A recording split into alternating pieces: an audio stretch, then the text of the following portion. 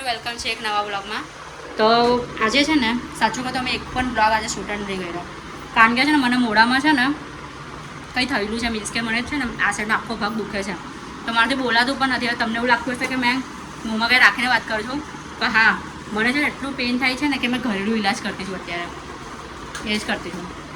અને રેકીન રમે છે અત્યારે, તમે જોઈ શકો છો.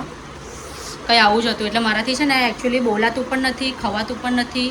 પણ મેં કીધું કે મેં છે ને 365 ડેઝનો ચેલેન્જ લીધો છે કે કંઈ પણ થઈ જાય મેં ડેલી વ્લોગિંગ કરીશ, ભલે એમાં વ્યૂઝ આવે કે નહીં આવે, લાઇક આવે કે નહીં આવે, પણ મારે વ્લોગિંગ કરવાની છે 365 ડેઝ.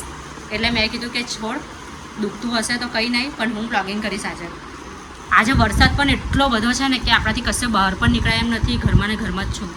એકદમ ફૂલ વરસાદ છે, તમને બતાવું મેં કેવો વરસાદ છે તે આજે. હું છે ને એકચ્યુઅલી ઘરમાં છું, મારો રિકિન રમે છે એટલે મેં ઘરમાં જ હતી, હું કશે નીકળી જ નથી.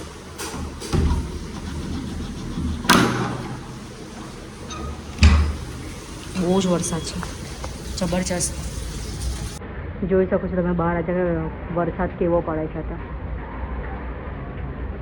આઈ હોપ કે કેમેરામાં દેખાતું હશે તમને. અને તો તમે પણ કોઈ જે પણ સિટીમાંથી જોતા હશો, વરસાદ તમારી સિટીમાં પણ હશે જ ને. અને બહુ જ વરસાદ છે, પણ ખરેખર કશે નીકળાય એમ નથી ને. જે દિવસે વરસાદ પડે ને મને ને રિકીને અમને બંનેને બહુ જ કંટાળો આવે, કારણ કે આપણાથી કશે બહાર જવાય એમ હોય નહીં. એકવાર ખાલી એના ડેડી આવે ત્યારે લોકો સાંજે, હા ભાઈ આપો એના ડેડી જ્યારે સાંજે આવે ને ત્યારે ખાલી આખા દિવસમાં એકવાર હું રાઉન્ડ મારવા નીકળું, તે પણ આવી રીતના વરસાદ પડે ને એટલે આ મોતિયા મરી જાય, કેવું ને ગુજરાતી ભાષામાં કંટાળી જવાય આપણાથી. કારણ કે એમ થાય કે ભાઈ એમ દિવસમાં એક વખત તો બહાર નીકળવું જ જોઈએ. એકચ્યુઅલી પહેલાં હું છે ને જોબ કરતી હતી, રિકિનના આવવા પહેલાં હું જોબ કરતી હતી. પછી રિકિનભાઈ આવ્યા એટલે એને સાચવવામાં મેં પછી બધું જોબ છોડી દીધી કે ભાઈ એકવાર છોકરો મોટો થાય પછી જે થશે તે જોવાશે. પછી મને થયું કે હું વ્લોગિંગ કરું ને હું 365 ડેઝ વ્લોગિંગ કરું, એટલે પછી મેં આ ચેલેન્જ લીધો ને હું ડેલી વ્લોગિંગ કરું છું.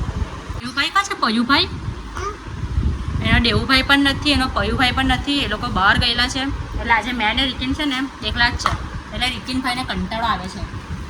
રિકિન ગમે છે માય ગોડ, તો હા કે છે, પણ મને ખબર છે તને કંટાળો જ આવતો છે, કારણ કે તું ક્યારનો બેસી રહેલો છે.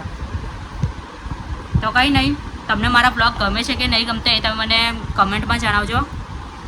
આઈ નો કે ચેનલ નાની છે, પણ મોટી થતાં વાર નહીં લાગશે. તમે કહેતા છો મેં રીતના કેમ બોલું છું, મેં તમને કીધું ને મને મોંમાં પેઇન થાય છે એકચ્યુઅલી.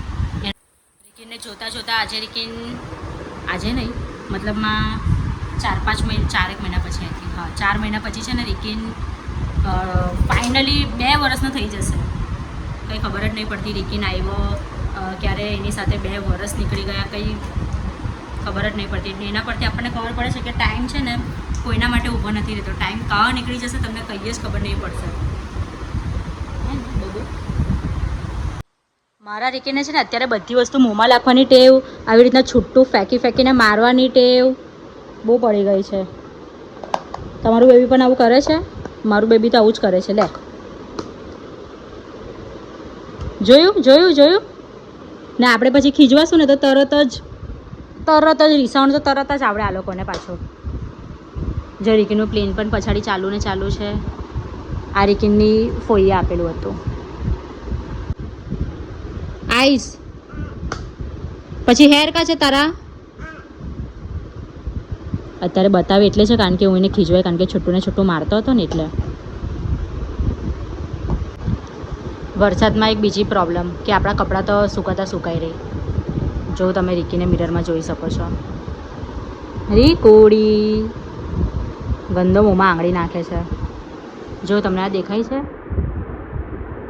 મારી ફેમિલી છે, મારા મમ્મી પપ્પા, મારી બેન, પછી મારો ભાઈ છે, આ મારી બેનની છોકરી છે ને વચ્ચે હું છું ને આ છે મારો રિકિન. તો હું હવે મારા રિકિનને સોવડાવું છું, કારણ કે એને પણ ઊંઘ આવી ગઈ છે. ને આ બ્લોગને હું અહીંયા જ એન્ડ કરું છું. આઈ હોપ કે તમને આ બ્લોગ ગમ્યો હશે. ચેનલને સબસ્ક્રાઈબ એન્ડ વિડીયોને લાઈક કરી દેજો. બાય.